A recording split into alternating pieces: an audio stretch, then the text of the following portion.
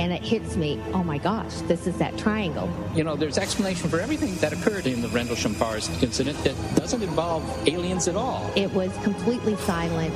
It comes right over our heads. He saw a classic flying saucer really standing in the clearing. He turned over to my father and held his hand, and he looked in his eyes and he said, "We're not alone." Welcome to Podcast UFO for our live show. We're live every Wednesday at 8 p.m. Eastern Standard Time on podcastufo.com. During the show, feel free to participate live in our chat room. And don't forget to like us on our very active Facebook page. Hello, and welcome to the show. I'm Martin Willis, your host, and I have some good news and bad news. I'll start with the bad news, and that is Alejandro won't be joining us.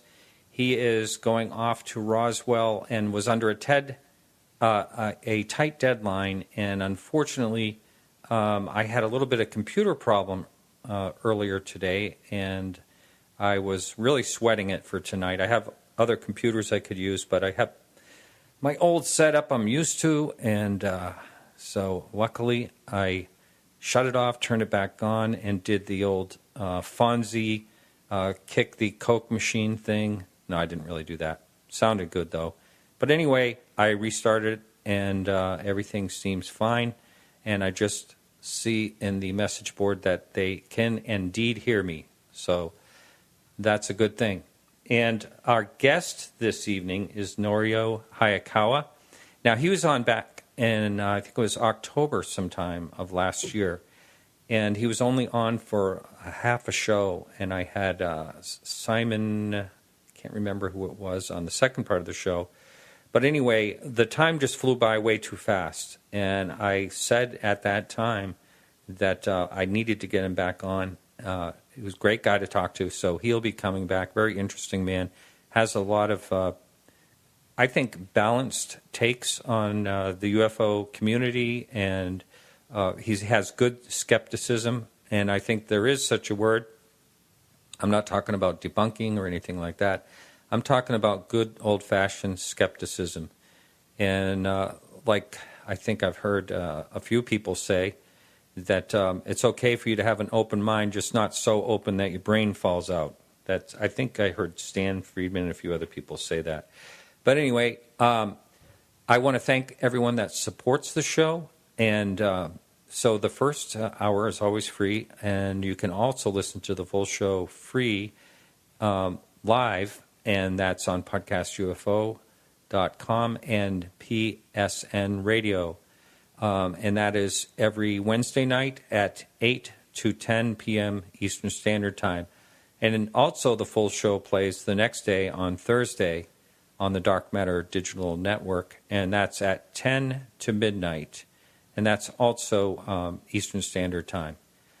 And, I was looking through the different sightings and things like that, and I did talk to Alejandro earlier as I was trying to get this thing going.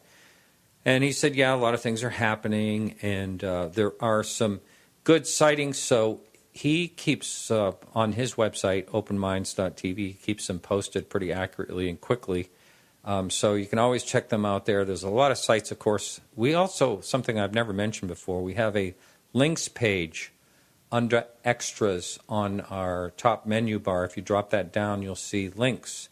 And there's all types of information on UFOs on the links page, including UFO updates of daily updates, sites, and all kinds of, I think there's probably 50 or 60 different links all related to UFOs. So check it out sometimes. We don't have any blogs, or we haven't had any blogs recently. And Michael has been really busy. Michael Luke has written a ton of blogs for us.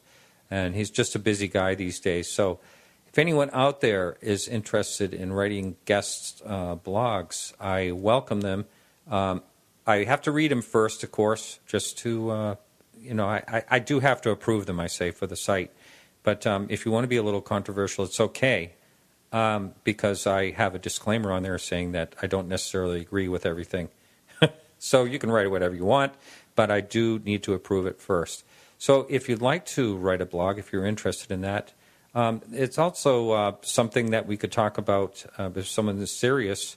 We could talk about doing that for a little monetary exchange, or maybe even a free lifetime subscription or something like that. So just keep that in mind. Anyone out there that's looking to write.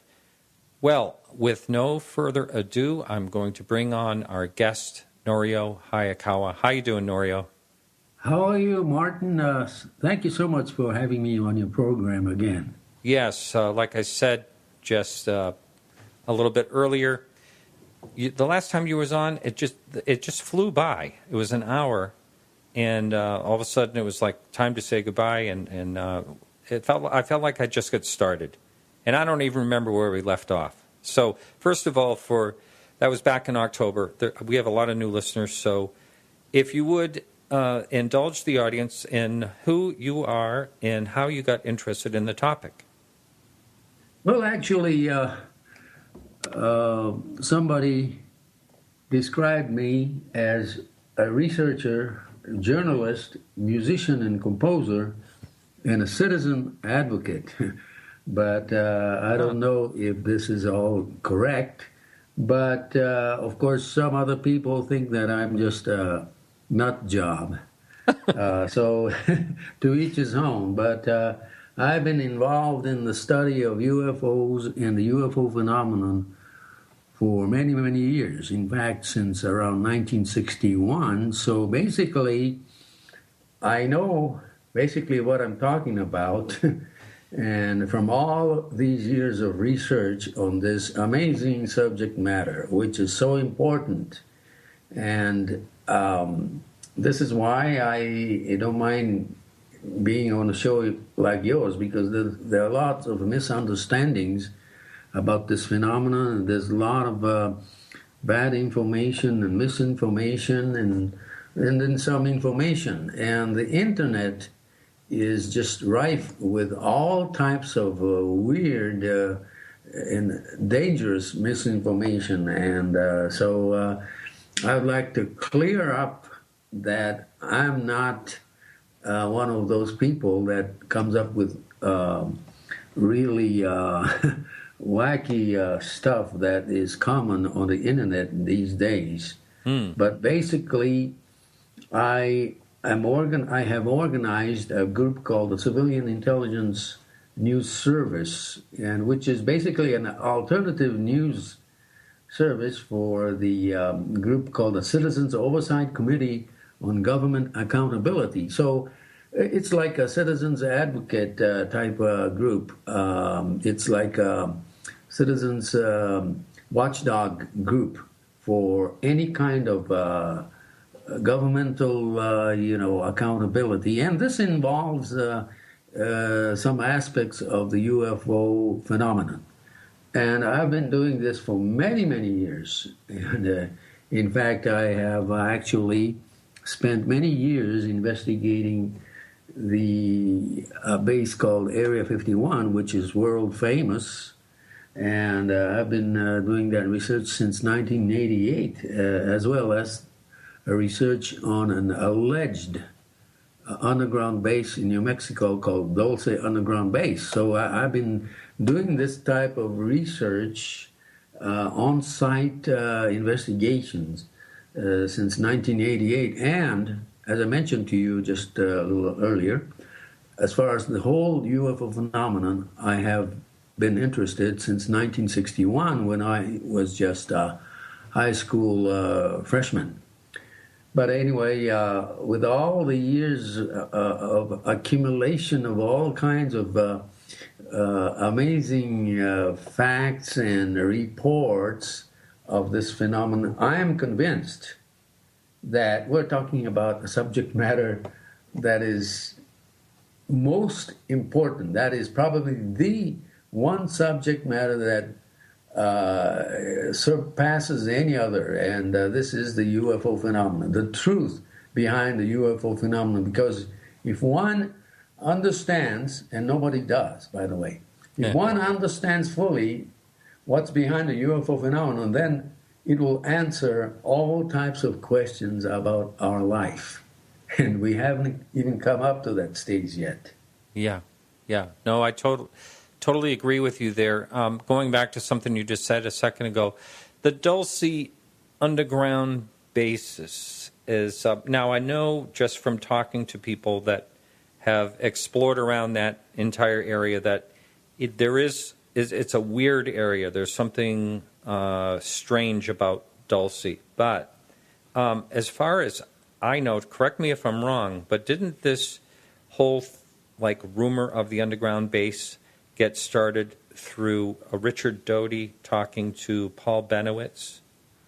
Well, actually, Richard Doty's relationship with Paul Benowitz started around 1979 or 1980, but the Dulce underground base rumors started even a few years earlier.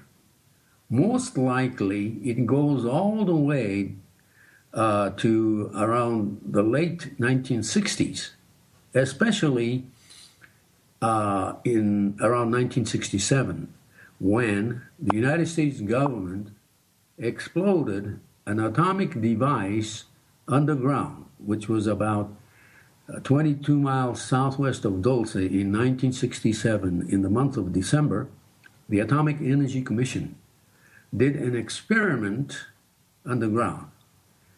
It was called the Project Gas Buggy, in which they tried to detonate this, and they did. They did detonate this atomic device about 1.5 miles underground in a area called the Carson National Forest, which is right next to the Jicarilla Apache Reservation in New Mexico, and it was around 22 miles southwest of Dulce.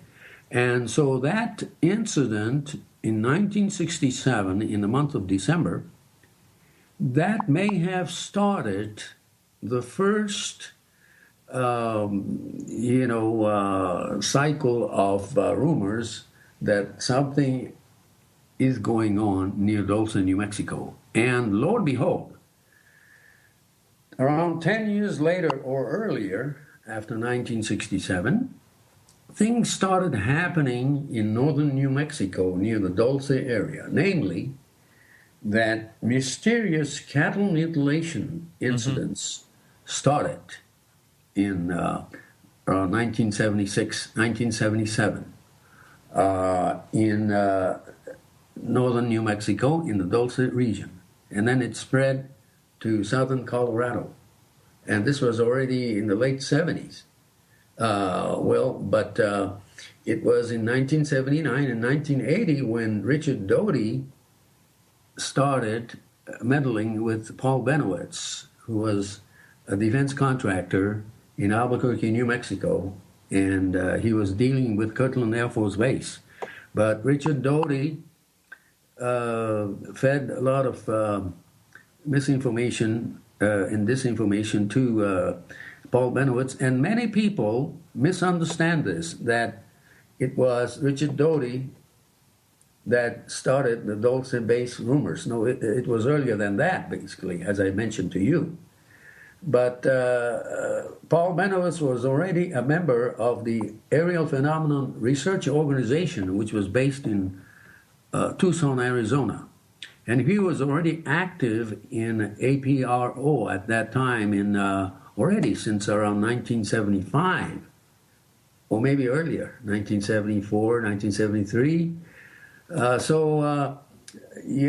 Paul Benowitz did have some knowledge about the Dulce area even before he ever met Richard Doty at Kirtland Air Force Base in 1979 or 1980. Mm-hmm. Interesting, very interesting. Now, I spoke to Bill Burns. He was in UFO Hunters, I think it was. Yes. In that one episode that they did at Dulce is, I don't know if everyone out there has seen that, but you can probably get it on YouTube or something like that. It's still out there. But if you check that episode out, the weird situation in that is there was a baby cow that looked like it was half human and it's the most bizarre-looking thing. And I talked to Bill, I don't know, maybe a couple of years ago about his experience in Dulce and that whole situation with it looked kind of like a hybrid between a cow and a person.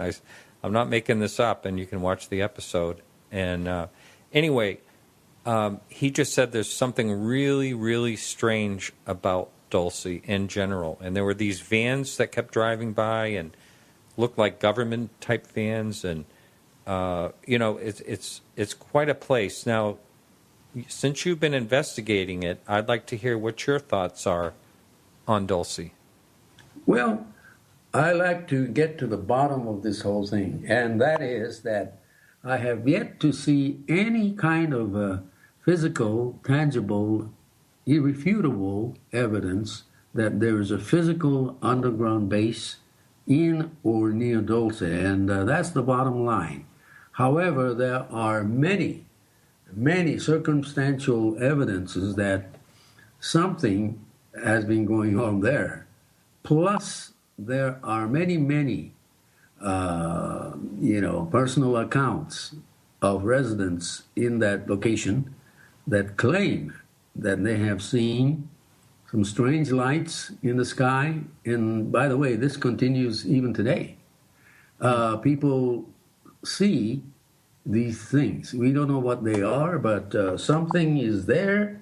But unfortunately, it's just that we can't come up with any solid evidence of any kind of a physical underground base there. And that's the bottom line. So it's not like Area 51. If you go to Area 51, or at least, near Area 51, you know that there's a base there because you can actually see the base if you climb up a mountain that's 25 miles away from Area 51, and you can see the buildings and everything, the facilities from a distance with binoculars. But it's different with Dulce. You don't see any type of buildings or any evidence that there is an underground base there. And that's the difference. But some people claim that they have seen what appears to be a vent in the part of the mountain, especially Mount Archuleta. And I posted a photo taken by Edmund Gomez of Dulce around 1978, I believe, that shows some kind of a rectangular opening in the part of the rocks on the side of Mount Archuleta that could be interpreted as some kind of a vent. And it's almost like a rectangular thing, but really it's hard to tell. It's about 6 feet long and about 2 feet wide. It's it was just there. And according to the testimony of Edmund Gomez, who is a rancher over there, he and another person, one of the Jicarilla Apache police person, they both felt some kind of an air flowing out from that what appears to be like a vent. But the bottom line is that it just there's no proof that that's a vent. And besides, they both try to get to that same location a year or several years later, but they couldn't find it because we're talking about a huge area, a huge area. Martin, the whole Archuleta Mesa right next to Dulce is about 4 miles, 5 miles wide and, 5 or 6 miles long. And on the mesa are many hills, including a mountain, which is called Mount Archuleta. There's a difference between the Archuleta Mesa and Mount Archuleta. Mount Archuleta is part of the northwest section of the Archuleta Mesa, and it's right next to the Colorado state line. But other than this type of thing, as I said, it's hard to come up with any kind of tangible evidence. One of the people that claim that there is an underground base, what do they often claim that where the entrance is, or how it's camouflaged in some type of way? Do they talk about that?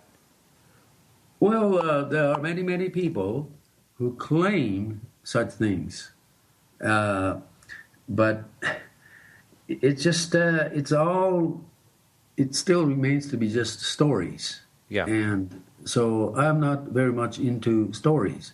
I've been to the Dulce area many, many times.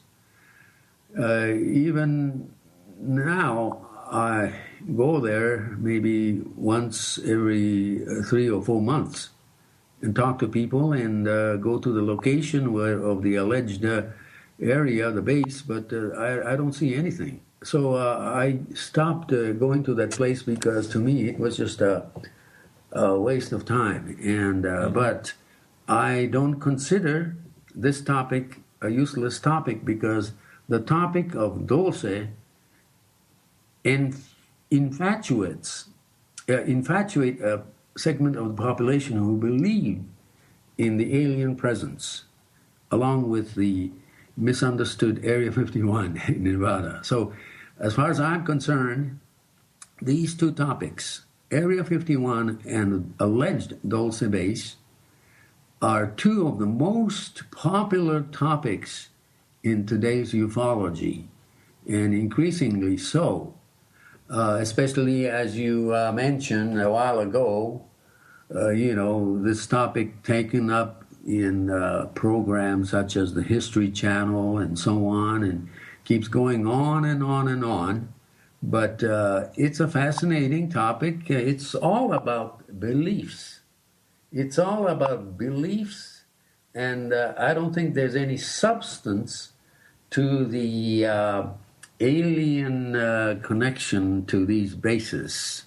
Yeah. Area 51, as I mentioned many, many times, is a very, very important American facility that deals with the latest technology in aeronautics and avionics integrated with weapon systems. And that's what Area 51 is. It's a very important facility, but strangely enough, Area 51 has been abducted by part of the population who believes in alien technology and Area 51's connection to the alleged alien technology. And so it has become a subject that is just absolutely abducted into the non-reality world. And same with the Dulce,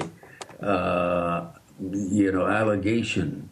But yet, this is all about the importance of the belief system of a portion of the public. The mainstream in the United States and elsewhere, especially in the United States, the mainstream really doesn't take UFOs and aliens seriously, and that's a fact. And I don't blame them, because of the many, many years of twisted, stories and allegations about aliens and alien technologies. And but unfortunately, that's the case. But as far as I'm concerned, it's an important matter to understand why people believe in these things, especially the alien presence. It's because I have come to a conclusion that it's part of the conditioning system, a gradual conditioning of belief systems, possibly promoted by some kind of a manipulative force or intelligence that's not necessarily human. And I'm not talking about physical aliens, but there may be some kind of a non-human type of consciousness that is slowly bringing the belief system of a part of the population to some kind of a future scenario. And I am just simply reflecting the thoughts of Dr. Jacques Vallée, who I consider to be the foremost authority on the UFO phenomenon in this world. And Dr. Jacques Vallée has said that there is a component in the UFO phenomenon which is controlled by a non-human sort of consciousness. And it's just that we may be, going through a gradual brainwashing. And this may have started, as far as I'm concerned, around 1947. Hey, we're hearing some, they're in the chat room letting me know, and I can hear it too. There's some noise coming through your mic. I don't know if it's like tapping and clicking and stuff like that. So I don't know if you're moving anything on your desk or anything like that, but I just wanted to give you a heads up on that. Okay. So I think it's because my desk is not stable, so if I don't touch the desk, it'll be okay. Okay, so just be careful. So I don't want to move away from Dulce just yet, but I do have my thoughts on Area 51 and why people think what they think about it. But going back to Dulce, one of the things that comes to mind is I've been in that area of New Mexico, but I just can't remember if it was actually in the Dulce area or not. But it seems to me that there's not a lot of roads going through that area. Am I right at that? Well, actually, the town of Dulce is not big. Mm-hmm. There are actually only Highway 64 that's paved, and then a few roads that are paved in Dulce, but the rest is just dirt roads. Well, the reason I'm bringing that up is if there was, let's just say there was a military underground base or an underground base of some kind, wouldn't the locals notice vehicles and military people, passing through? I mean, does anyone ever? That just to me would say if that never happens, these people can't live indefinitely underground if work under there forever without coming out and supplies and you name it. It just seems like there would be a lot of activity that couldn't be hidden if there was indeed some type of base there. Absolutely right. And you don't see any kind of such activity. Now, there are always people who claim that they had seen military vehicles, on the dirt roads going towards the Alchuleta Mesa and so on. But actually, we don't have even any photographs of such. There's absolutely no physical activity of any kind of a military, except once in a while you see maybe a military helicopter that happens to fly over Dulce, because there is in Colorado, there's a base there, a military base. I don't know what the name of the fort is, but it's still not very close. But any location you may see military helicopters flying because it's part of the the air chart, what they have to do, where they have to go from one place to another. But this has nothing to do with Dulce being a physical base. There's nothing whatsoever that I have seen in there. Yeah. But one thing interesting, Martin, that I have to mention is that when I held the first Dulce-based conference in Dulce, New Mexico in 2009, I'm sorry. In 2009, on March 29, I organized the first ever underground base conference right in Dulce, New Mexico. And on that morning, Sunday, early in the morning, I was waken up by the thunderous roar of helicopters flying above the motel, the Best Western Hotel over there. And I knew there were military helicopters, and other people went outside. It was around 6 a.m. or 5:55 a.m. early in the morning, and some folks claimed that they saw about 2 or 3 military helicopters hovering over the motel where we had a conference later that morning. And this is a fact, but it could be a coincidence. I don't know. I'm still wondering about that. Yeah, that would be a strange coincidence. There's a question up on the message board, and Matthew wanted to know what your opinion is on the Philip Schneider claims of the Dulce base. Well, actually, there are many, many people, not only Phil Schneider, that claim a lot of things, but unfortunately, it's an interesting story that would make a great Hollywood film. It's a sci-fi, science fiction type story. But however great that story is, the bottom line is that it's just a first-person account, which anybody can claim anything. In fact, Bob Lazar was already talking about an alleged confrontation between the U.S. forces, select U.S. forces, and alien entities in some kind of a base. He didn't mention it was under Area 51 or Dulce, but he was already talking about that in 1989. And Phil Schneider actually started talking about all of this in the early 1990s, like 1995, when he started giving out lectures. He went on a lecture circuit in 1995, and he started talking about his experience, that he was part of a contingent that created and constructed the Dulce facility. But it's all fine and dandy, but it just simply remains to be his personal account. And that's the bottom line. See, I'm not trying to put anybody down, but I'm more interested in physical, tangible evidence. Anybody can tell a great story.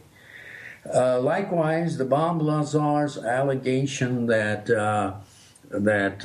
he was working on reverse engineering of an alien craft. It sounds great, but basically it's just a personal claim and a personal story. I'm more interested in real, tangible evidence, and I haven't seen any. Right. Well, I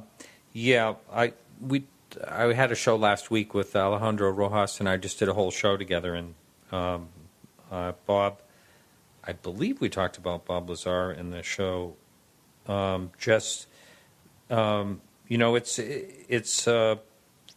a lot of moving parts in his story that I just personally, I'd have to say that I have a tough time believing his story myself. That's just my personal opinion, and I know I'm going to get a couple of email about that, but that's just my own thoughts. And mostly, it's because I do a lot of authenticating of paintings, okay? I know that sounds funny, but that's part of the thing.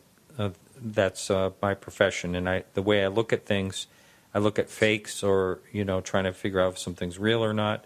And once something is clouded with, say a collection's clouded with some fakes or whatever, then you start to question the whole collection.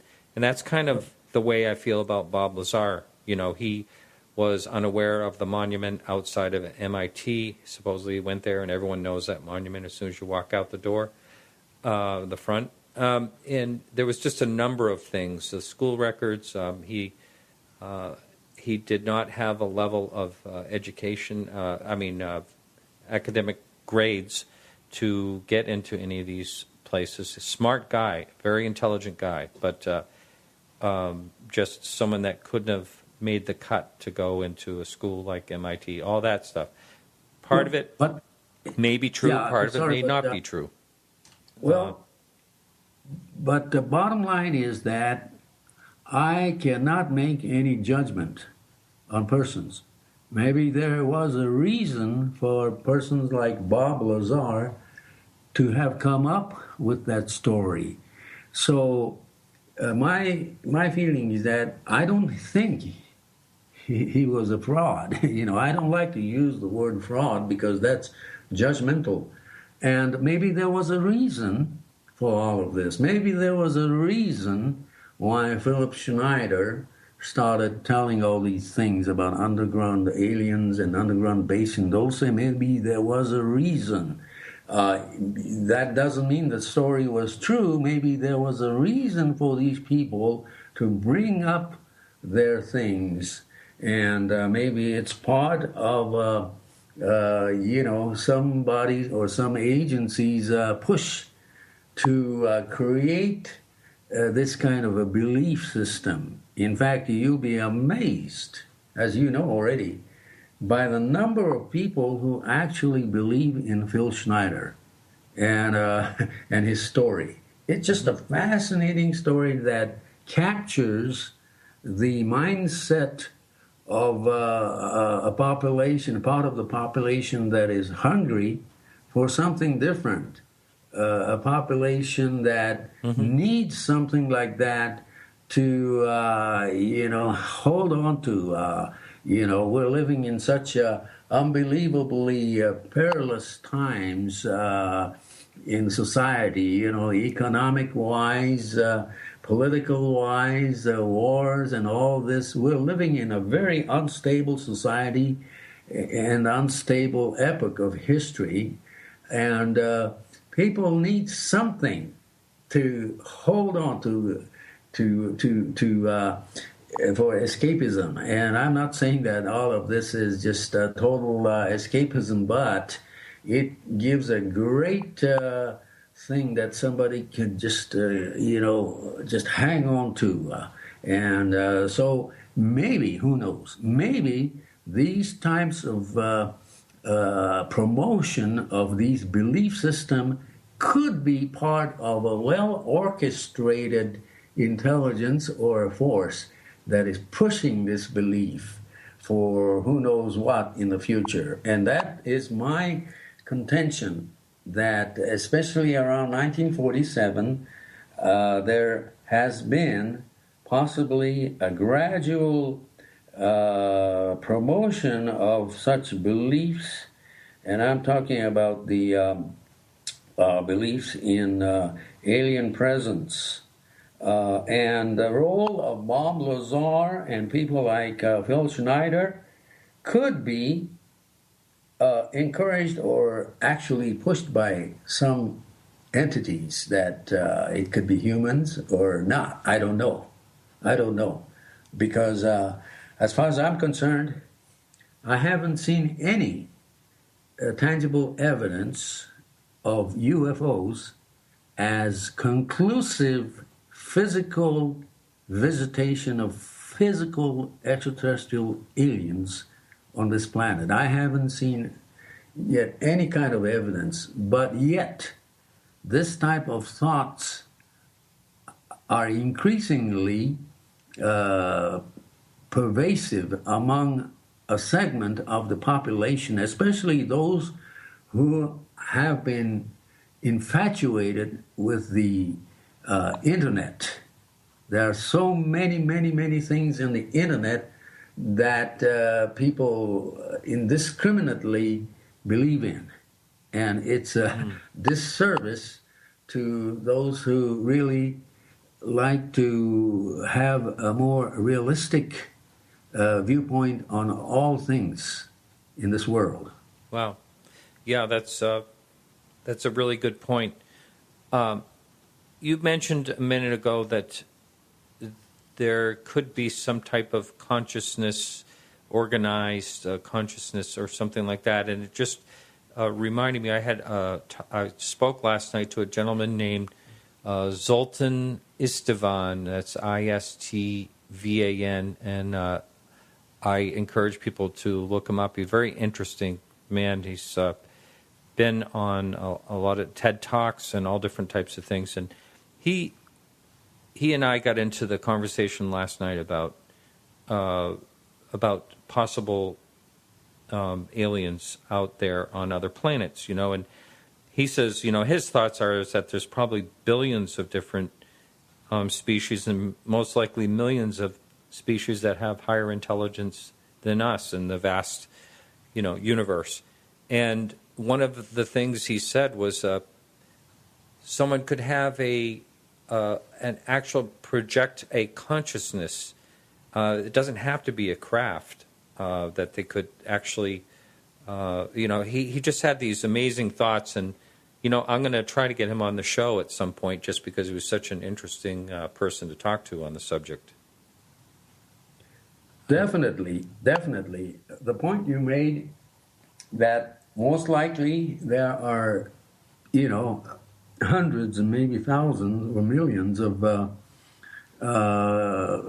civilizations like us or far exceeding our civilization in this universe. It's possible, in fact.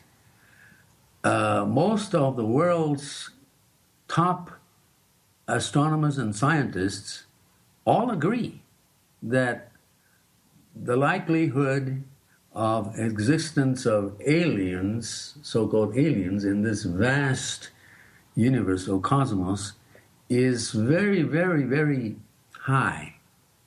No question about it. That most of the world's astronomers and scientists believe that there has to be some kind of intelligent civilization in this world, in this cosmos. But when it comes to the subject of UFOs, the vast majority of these scientists and astronomers do not consider UFOs as conclusive evidence of physical extraterrestrial visitations to our planet. And it's a totally different subject matter. And so that is the difficulty. And the difficulty is because of the not only the distance, but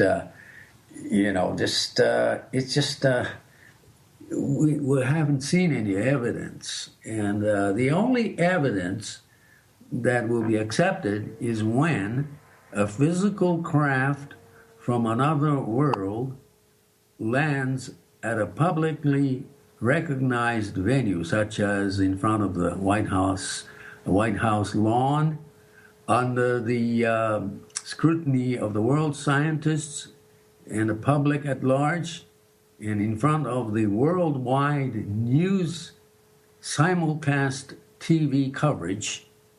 When that happens, when an extraterrestrial physical spacecraft with physical extraterrestrial occupants of those craft lands in front of millions of in the world, who see the simulcast TV coverage, then it's a different story. But we haven't seen anything like that yet. It may happen someday, but so far it hasn't happened as far as I'm concerned. But it's an interesting speculation. And another interesting speculation is that maybe we may not only be talking about physical phenomenon, but maybe this UFO phenomenon is beyond the physical phenomenon. It could be some kind of a spiritual phenomenon, or there may be a spiritual component to it, as Dr. Jacques Vallée has stated. After his many, many years of research, he believes that there is definitely a non-human sort of consciousness that may be preparing us for something in the future. If you were to, by the way, just please, if you would, the people are still hearing like a popping noise. I won't bring it up again, but I just thought I'd just remind. So if it's a desk or an adjustment, if you need to move your computer to a different desk, if it's a laptop or something, go ahead and do that if you'd like. So I got to meet Jacques out in Phoenix this last February, and I was standing in line at the hotel, and I happened to turn around. He was right behind me, so we had a nice conversation. And I mentioned something to him that I say on the show quite often, and that is, the UFO phenomenon, whatever it is, it could possibly be something that we can't even imagine at this point. And he said, yeah, like he sort of agreed with it. But it was great just having a conversation with him. He's a very intelligent man, nice gentleman as well. Tall. Boy, is he a tall guy. I think he's like 6'6" or something. Yes, I highly respect him. As I said, he's probably the world's foremost authority when it comes to this subject matter. And he really changed my take on UFOs, especially around 1978. I was a strong proponent of UFOs as definite evidence of extraterrestrial physical visitation to our planet. This was when I was growing up. I was in high school in 1961, and then I was a staunch supporter of the ET hypothesis, extraterrestrial hypothesis. But ever since around 1978, after reading some of his books of Dr. Jacques Vallée, it really changed my mind. And the same thing with authors such as John A. Keel, who had a similar viewpoint around 1978. Both John A. Keel and Dr. Jacques Vallée have something in common, and that is that they are not convinced that UFOs are physical phenomena, physical visitations of physical extraterrestrial entities. It may be more than that. It may even be some kind of a non-physical, maybe some kind of a spiritual manipulation by an unknown force, probably preparing or conditioning us for some kind of a future things. We're talking about, as I mentioned before, it's my personal belief that things started changing, especially since around 1947. So many things happened in 1947, especially the beginning of the everything. In fact, the Roswell crash of 1947, the 1947 as the modern day beginning of the modern age flying saucer, age, with beginning with Kenneth Arnold sightings, and the creation of the CIA, the creation of the Air Force, the creation of the NSA, and whatnot. All these things seem to have started suddenly in 1947. And you say that, well, that's about 70 years ago. It's a long story, but who knows? 70 years may just be a few seconds when we talk about some kind of a unseen intelligence in this universe. Maybe it's just a few seconds. But to us, it's a long time. This is why I'm saying that it's possible that some kind of a non-human consciousness is slowly getting us ready for some kind of future scenarios in which the beliefs in alien presence may play a major role, in future scenarios. You bring up 1947, and it makes me think of, first of all, that there were sightings before then, but they were very, very sporadic. Now we have, say, 30,000 reports per year worldwide, and probably, maybe 7% of that that is reported is not really explainable for the most part. But it makes me wonder, prior to 1947, you don't hear about too much going on, and it is very curious why it would make a difference to have like a certain... Well, you brought up a good point.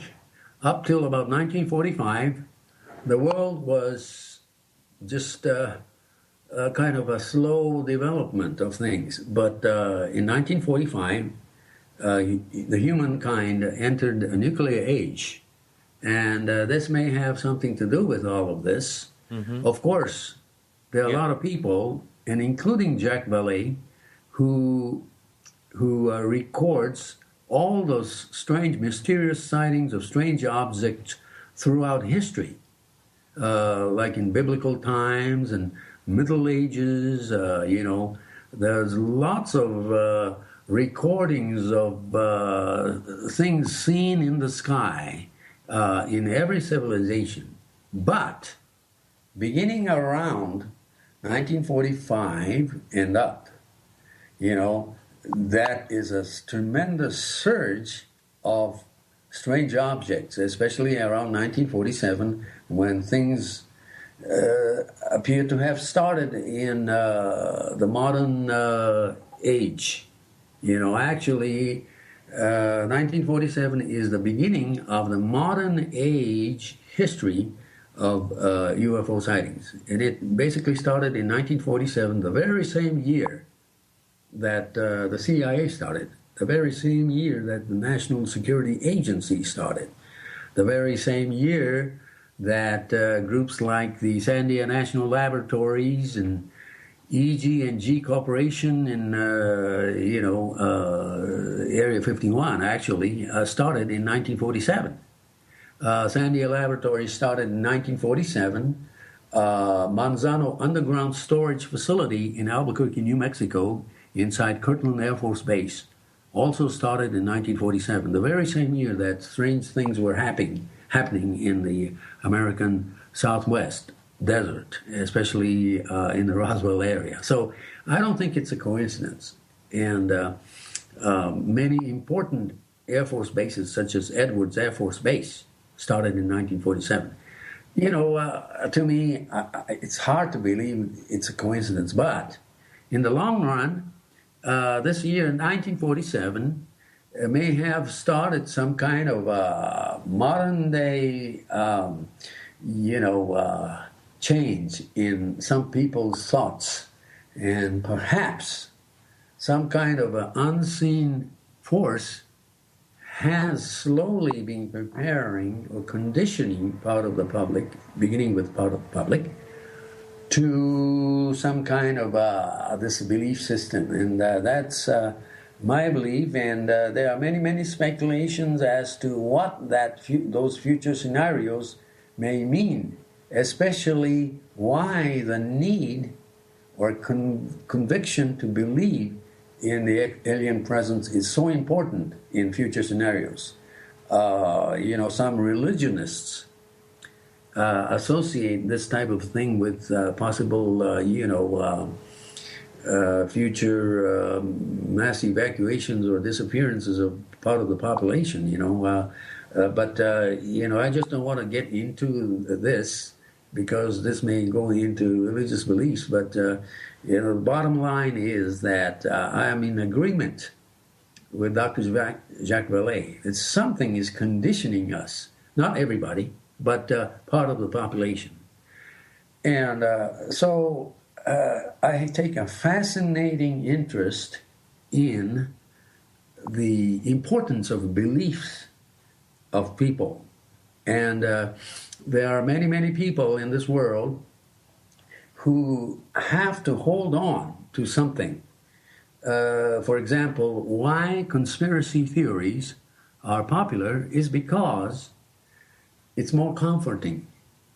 To hold on to conspiratorial beliefs in something is more comforting than to acknowledge reality. And somebody said that it's more comforting to believe in conspiracy theories So because you can actually blame everything that happens in the world as part of a conspiracy.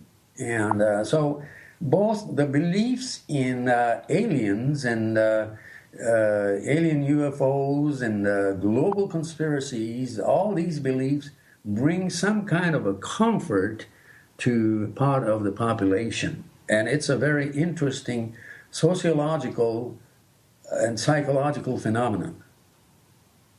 Yeah, that's quite an interesting take. I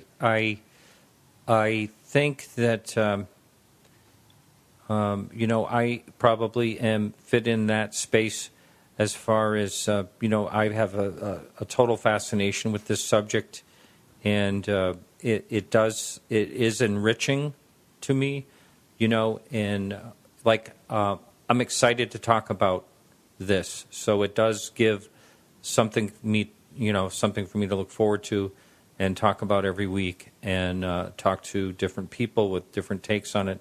But I do realize, that it's part of pop culture. It's part of what you're saying. I've had people write me that UFOs, believing in UFOs is like believing in religion. I've had people write me that, and in some ways it can be, and in some ways the people involved can seem certainly like a leader. There's like a leadership or something. I've seen all these things. I still have. I still feel like I have a long way to go in this, and I still feel like it's probably never going to be solved in my lifetime. But it's still very interesting, and I look forward to talking to everyone about it. Yeah, it's as you said, it's a fascinating topic, and it's also part of an entertainment for some people. Mm-hmm. In fact, there are a lot of people who watch the show called Ancient Aliens in the History Channel, but a lot of people who watch these shows, they just watch it not seriously, but for fun, and that's a fact. It's fun to see people talk about all kinds of ancient alien, evidence and everything like that. It's fun to watch that, and a lot of people who watch these don't really take it seriously, but it's for entertainment purposes, and that's part of the UFO culture. UFO culture is part entertainment and part as escapism. But partly it's a serious topic. It's a serious topic. As I said, there's no topic more important to human belief than the beliefs in UFOs and aliens. Yeah, absolutely. And, to think that would be all alone, first of all, would be what do they say, a big waste of space. But... I think that it's, I'd always try to keep away from claiming that UFOs are extraterrestrial. I say, my thoughts is that it's a possibility. Some things are just so hard to explain what people have witnessed. It's hard to fit in any category at all that we know about. When we compare it to our technology, what's going on in even, high-level technology, there's just no way that it could be kept that secret from us if it was military craft. As a matter of fact, I saw a survey, it was like in a swarm intelligence, and I believe that the question of UFOs was asked, and a swarm is like a group of people all putting their ideas together. And I believe that they thought that UFO sightings were military, experimental, or something like that. And a lot of people do think that, but I'm currently, that's just not my way of thinking. It's possible some of them are, but, these people that are spotting triangles that are floating at 40 miles an hour, that are huge, and no sound at all, that type of thing. I just don't see that our military could keep that quiet forever. We're living in a high-tech age in which the majority of the people are fully equipped with great cameras, such as iPhones and, cell phones. Mm-hmm. And yet, we haven't seen any definite, clear photos of even humongous flying triangular objects. In fact, it's my belief that, yes, people take a lot of photos of things, lights in the sky and hazy pictures, and everything is just hazy.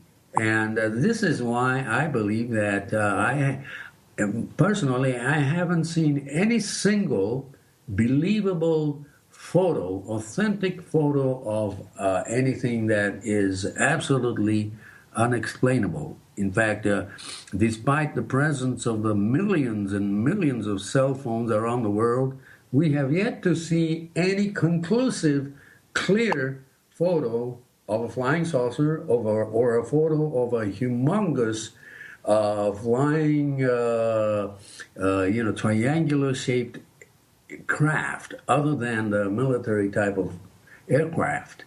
And this proves to me that we haven't come any closer to acquiring any kind of believable evidence of extraterrestrial civilization. I was very, very disappointed a few years ago to learn that one of the photos of the Belgium flap of 1990, the photo of a triangular object that allegedly was taken by a person in Belgium in 1990, the triangular craft with three circular lights on each side of the angles.